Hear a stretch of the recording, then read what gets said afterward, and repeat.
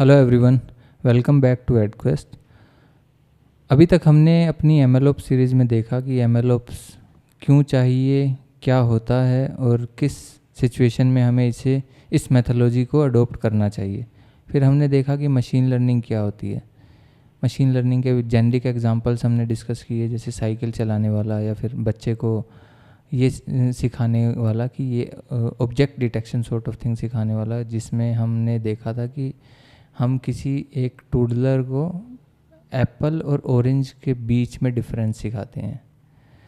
तो अब हम बात करने वाले हैं types of machine learning.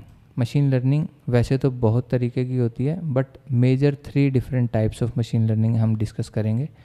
One is the supervised learning, another one is the unsupervised learning, then reinforcement learning. Supervised learning में बेसिकली क्या होता है कि हमारे पास इनपुट डेटा होता है और हमारे पास आउटपुट डेटा होता है। Input data in the sense हमारे पास कैसे होता है कि जैसे कि क्या आज बारिश होने वाली है या नहीं होने वाली। तो यहाँ पे हम इस एग्जांपल को लेके चल रहे हैं। हमारा जो आउटपुट डेटा है वो 2 ही तरीके के रिजल्ट प्रोड्यूस करेगा। या तो वो ट्रू बोलेगा, यस बारिश होने वाली है, अदरवाइज़ नो बारिश नहीं होने वाली। तो इस तरीके की प्रॉब्लम स्टेटमेंट को हम बोलते हैं बाइनरी क्लासिफिकेशन, कि हमने अपने जो रिजल्ट्स हैं उनको 2 कैटेगरीज में डिफ़ाइन कर दिया। एक कैटेगरी कहती है कि हाँ बारिश होगी, दूसरी कैटेगरी कहती है कि बारिश नहीं होगी।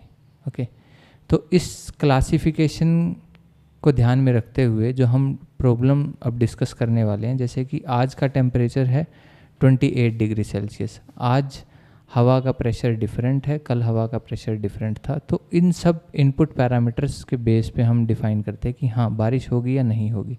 इसका मतलब हमारे पास इनपुट भी अवेलेबल है और आउटपुट भी अवेलेबल है।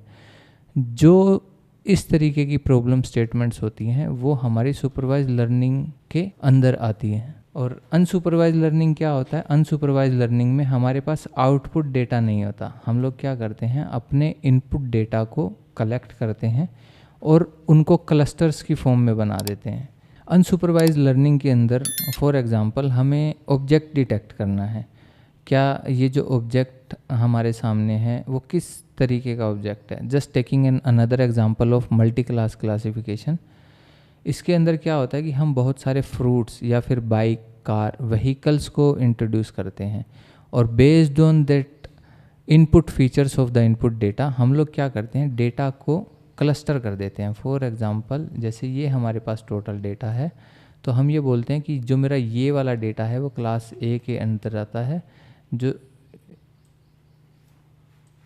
जो मेरा ये डेटा होगा वो क्लास बी के अंदर आएगा, जो रेस्ट ऑफ द डेटा रहेगा वो क्लास सी रहेगा। अब यहाँ पे कुछ एम्बिग्यूटीज़ हो सकती हैं। एम्बिग्यूटीज़ इन द सेंस कि कुछ कैटेगरीज ऐसी हो सकती हैं जो एक्चुअल में क्लास सी की होंगी, बट वो क्लास ए के आसपास इस एरिया में लाई करेंगी। कुछ कैटेगरीज बी की हो सकती हैं बट वो सी के आसपास इधर लाई करेंगी, और कुछ कैटेगरीज ए की हो सकती हैं जो बी के आसपास या फिर सी में या फिर यहाँ पे लाई करेंगी।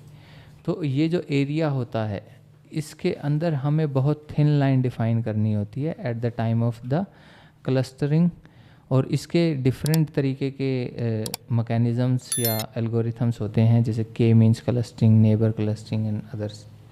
अब हम अगले वीडियो में बात करने वाले हैं with the example supervise learning, unsupervise learning और रीइंफोर्समेंट लर्निंग। इनके तीनों के एग्जांपल क्या हैं और इनको इन डेप्थ डिस्कस करेंगे।